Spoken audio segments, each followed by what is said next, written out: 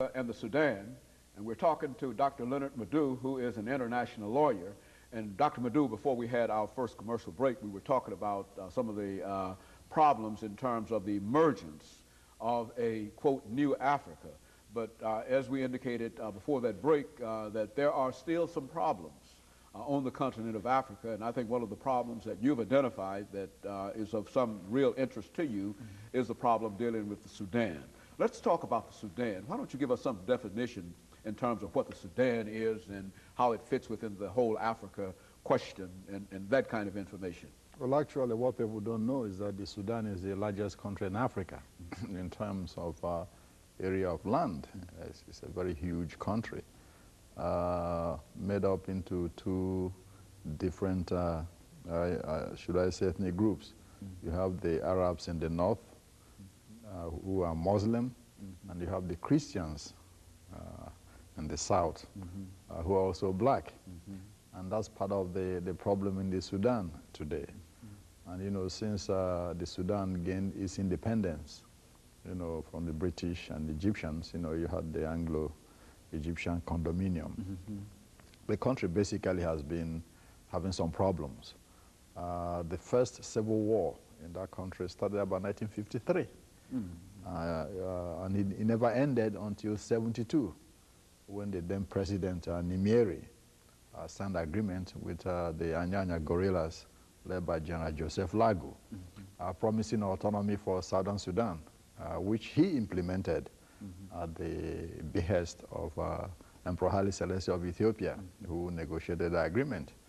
But what happened is that in a few years later, the government of the Sudan went back on its word and decided to impose Islamic law on the whole country. On the entire country? On the entire country, absolutely. Nimeri tried to do that before he was overthrown. Then the new government that came in tried to turn it back. The new civilian government that came in as a result of Nimeri's overthrow, headed by Sadiq El-Mahdi, wanted to roll the law back. But he was overthrown himself by General Omar Bashir, and an Islamic law was, you know, enacted to impose this Sharia law all over the country. The man behind this is a man called Hassan Turabi, who is really the strong man of the government, even though he's not in power in the Sudan. So the Southern Sudanese took up arms under Colonel John Garang. Garang was educated in this country. He has a PhD from University of Iowa.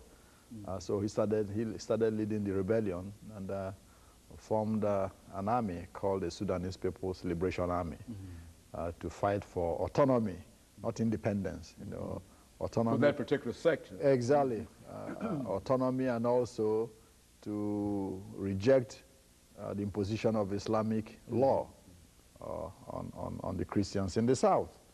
And that's very important because most of the Christians in the south reject this Islamic law, which anyway, looking at it from the human point of view, from the human rights point of view, is wrong. You know, I think a country that is multinational, multicultural, multi-ethnic like the Sudan, supposed to, you know, be what you call a secular state. Reflect that in its organization. Absolutely, absolutely, yes, reflected in its composition, so that people can have the right to worship what they want to worship. You see, but in this case, they want to impose Islamic law, and that has been a problem since 1985, you know, when this conflict started again, and it's continuing, you know, up to us. So as we speak, a lot of people are dying of hunger, starvation in Southern Sudan. You've seen a lot of the Sudanese Christians here, live in Nashville now. That's why they are here. You know, they are running away from that civil war and also all other attendant, you know, problems that the war has created.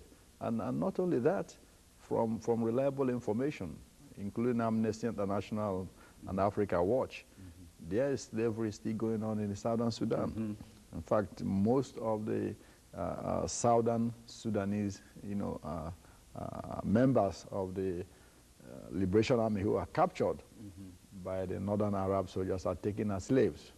And even regular people are still being taken as slaves in Sudan. The same So thing what's the that's going market on in for this new slave trade, Dr. Madu? Well, it's in the Arab, in the Arab North. They take them to the Arab North. The same thing the Mauritanian government has been doing itself. Just the slavery in Mauritania. So it's the same thing. And it's not, it would be nice to look at the conflict in the Sudan in isolation from the problems in Uganda, Eritrea, and Ethiopia. You see, the Ethiopian government really is the key financier. The Ethiopian and Ugandan governments are the key financiers of the problems in the Sudan. They are the key suppliers of arms and money to the Southern Sudanese rebels. Also, the United States, because they have an interest in destabilizing this Islamic government in the Sudan. At the same time, the Eritrean government also supports the Sudanese People's Liberation Army because it has problems with the Sudanese government. The Somali government, the same. See, so all these countries around the Sudan are participants in what is happening, in Sudan, in the Sudan. They're trying to influence the policy within Sudan, all the surrounding countries. Absolutely, all the surrounding countries. They are part and parcel of what is happening in the Southern Sudan. Not to say that the Southern Sudanese are fighting for the interests of these countries. No, is that their interests, in keeping the local interest. Exactly, in keeping the Islamic government in Khartoum in check, is helped by the Sudanese People's Liberation Army. So they have an interest in supplying them so they will, tie down the Sudanese army within the country so it doesn't create mischief and export its Islamic across its borders. That's one of the main reasons why Ethiopia and, the surrounding countries are supporting, the Sudanese rebels. At the same time, the Sudanese government is supporting the rebels in Uganda.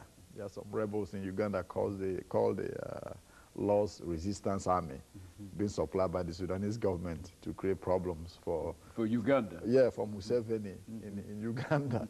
Well, now it seems with all of this crossfight and all of this support, basically all of these entangling alliances, it seems to me, what could be the possible solution to? I mean, how do you get out of the kind of dilemma that the country of Sudan has found itself in, as long as it has these two religious groups? I mean, what would be the solution? I think the common sense solution would be for the government to roll back, the Sharia law. And let's talk about that during this final segment, and we'll be back with you following this final segment. Yeah, okay. And the topic is Africa.